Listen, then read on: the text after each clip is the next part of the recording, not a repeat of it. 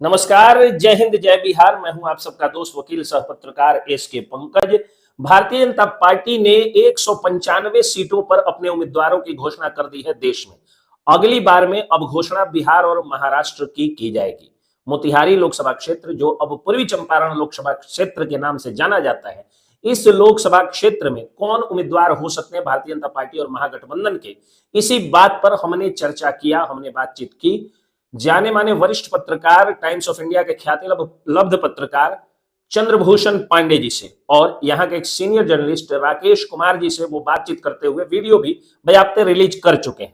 उस वीडियो के आधार पर और मेरी व्यक्तिगत रूप से जो बातचीत हुई है उसके आधार पर यहाँ के राजनीतिक पंडितों का मानना है कि राधा मोहन सिंह का टिकट अगर कटता है, क्योंकि उनकी उम्र 70 प्लस हो चुकी है और 70 प्लस उम्र वालों को भारतीय जनता पार्टी टिकट शुरू से ही काटती रही है, क्योंकि लाल कृष्ण आडवाणी, मुरली मनोहर जोशी जैसे नेताओं के जब टिकट कट गए तो फिर ये लोग क्या है। दूसरी चीज की भारतीय जनता पार्टी ने भारी संख्या में सीटिंग एमपीज के टिकट काट दिए। मीनाक्षी लेखी जैसी कद्दावर नेत्री की भी टिकट कटे हैं।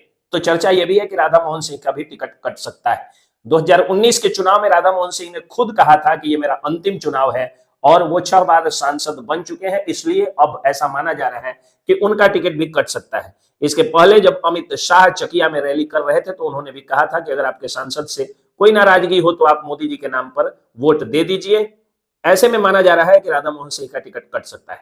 जो 3 नाम उन्होंने बताया, यानी चंद्रभूषण पांडे जी ने, उन 3 नामों में पहला नाम जो सबसे ज्यादा चर्चा का विषय बन चुका है वो है डॉक्टर हेना चंद्रा का। डॉक्टर हेना चंद्रा जब शाहनवाज हुसैन ऑब्जर्वर के तौर पर आए हुए थे कि यहां से किसकी दावेदारी है, किसके नाम की दावेदारी है, तो वो जाकर के खुद मिली थी। सूत्र बताते हैं कि शाहनवाज हुसैन के यहां से डॉक्टर हिना चंद्रा को खबर आई थी और वो जाकर के मिली और अपनी दावेदारी प्रस्तुत की।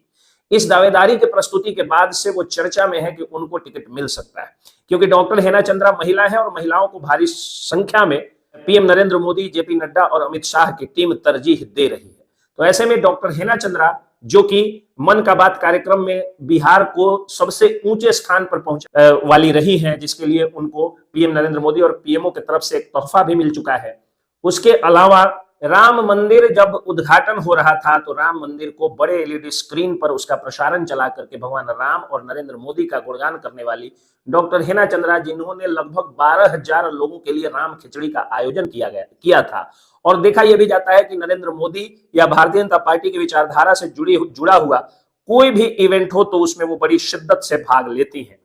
तो उनके नाम की चर्चा आ गई है इस वीडियो के रिलीज होने के बाद, जिस वीडियो को वरिष्ठ पत्रकार राकेश कुमार और टाइम्स ऑफ इंडिया के ख्याति लब्ध पत्रकार चंद्रभूषण पांडे जी, सीबी पांडे जी की बातचीत से जो वीडियो सामने आया है, उसके बाद से डॉक्टर हेना चंद्रा के नाम पर सबसे ज्यादा चर्चा तेज हो गई।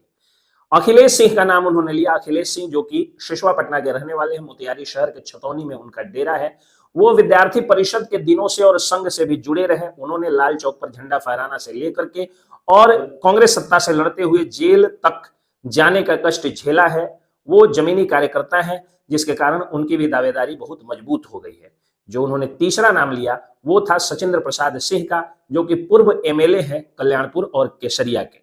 तो ये 3 नामों की प्रमुखता से उन्होंने चर्चा की। जो हमारे सूत्र बताते हैं उसमें जो चौथा नाम है और काफी मजबूती से आ रहा है वो है मनीष कश्यप का, क्योंकि मनीष कश्यप महागठबंधन की सरकार के द्वारा सताए हुए एक फेमस पत्रकार, डिजिटल मीडिया के पत्रकार और यूट्यूबर हैं, जो भूमिहार जाति से आते हैं। और यह पूर्वी चंपारण लोकसभा क्षेत्र जो है उसमें सबसे ज्यादा जिस जाति की संख्या है वो भूमिहार जाति है। ऐसे में माना जा रहा है कि मनीष कश्यप को भी भारतीय जनता पार्टी टिकट दे सकती है।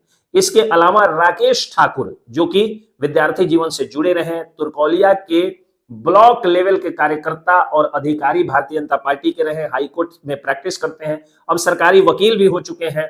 और वो चुनाव प्रचार समिति एक होती है जिसको इलेक्शन कमीशन से जुड़ा हुआ जो मामलों को जो लोग देखते हैं, उस प्रकोष्ठ के वो राज्य के पूरे बिहार के संयोजक है भारतीय जनता पार्टी में। तो उनके नाम की भी चर्चा हो रही है कि उनको भी टिकट मिल सकता है। ये संभावित 5 नाम मैंने आप लोगों को बताया। महागठबंधन से सबसे ज्यादा जिस नाम की चर्चा है वो 2 नाम है, विनोद श्रीवास्तव और आकाश सिंह का। आकाश सिंह और विनोद श्रीवास्तव के बाद बबलू देव की नाम की चर्चा है। तो ये सारे नाम की चर्चा अभी तेज है भारतीय जनता पार्टी और महागठबंधन की तरफ से।